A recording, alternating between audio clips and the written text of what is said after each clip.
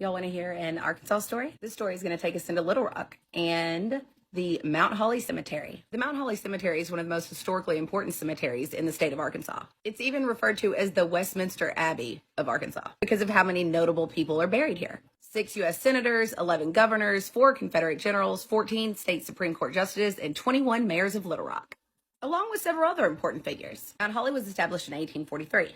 And before that, burials were either done in private family cemeteries or on public burial land, which, by the way, used to be located at the now location of the Federal Reserve Building on Capitol Avenue.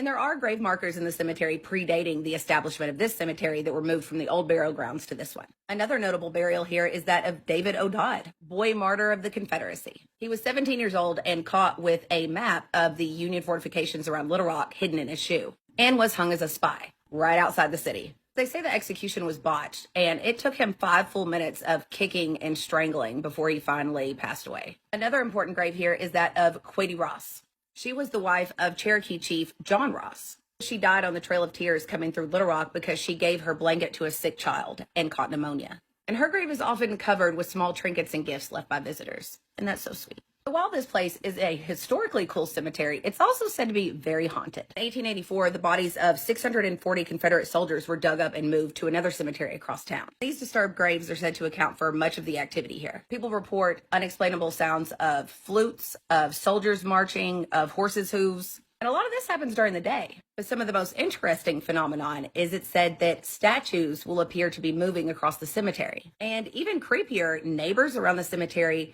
have reported that pieces of their graves or statues will appear in their yard. Sometimes entire gravestones. And there is a story of one woman who lived on 13th Street nearby, who in 2003 walked out of her front door and seen a 12-foot gravestone in her yard. And she said, thinking it was some kind of prank, went in to get her husband. They came back outside and it was gone. It said later that day they went to the cemetery so that the wife could try to identify which stone she's seen. And there she found it, a 12-foot high, 1-inch thick limestone marker that weighed around 1,800 pounds. Ain't no way somebody moved that to her yard and then took it back. They also do pretty interesting tours here, so I would definitely take one. So have y'all been to the Mount Holly Cemetery, and have you seen anything interesting? Any graves moving? Any statues moving? Let me know.